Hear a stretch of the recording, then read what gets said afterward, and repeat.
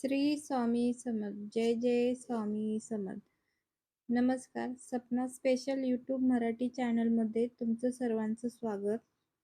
उद्या आहे सोमवती अमावस्या. तर आपण सोमवती अमावस्येचे काही उपाय पाहणार आहोत. तर सर्वांनी हे नक्कीच उपाय करून पाहावे ही नम्र विनंती. श्री स्वामी समर्थ. जय जय स्वामी समर्थ. अमावस्याला करावयाची विशेष सेवा.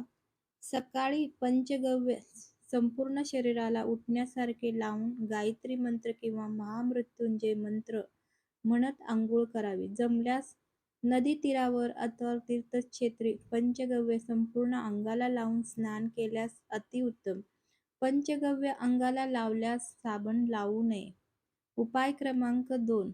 घराच्या व आपल्या सुरक्षिततेसाठी उजव्या हातात पिवळ्या मोहरी घेऊन 11 वेळा कालभैरव अष्टक व 11 वेळा वेदोक्त वल्गा सूक्त म्हणून घरात सर्वत्र टाकल्याने वाईट शक्ती, करणी, भाणामती व इतर सर्व बाधेपासून संरक्षण होते. उपाय क्रमांक 3.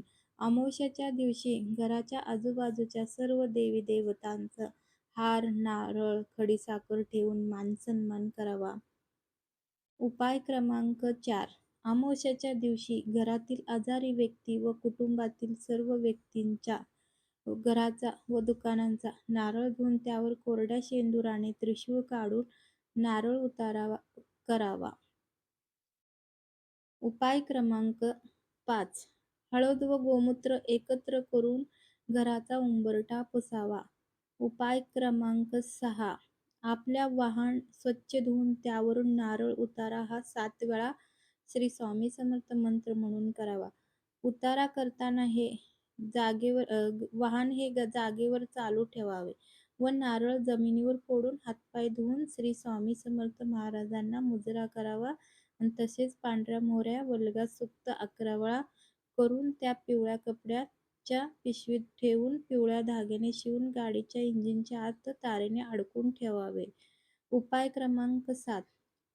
घर, दुकान, ऑफिस, कारखाना, वाहन यांना असोला नारळ, गोरक्ष चिंच किंवा कोहळा बांधणे.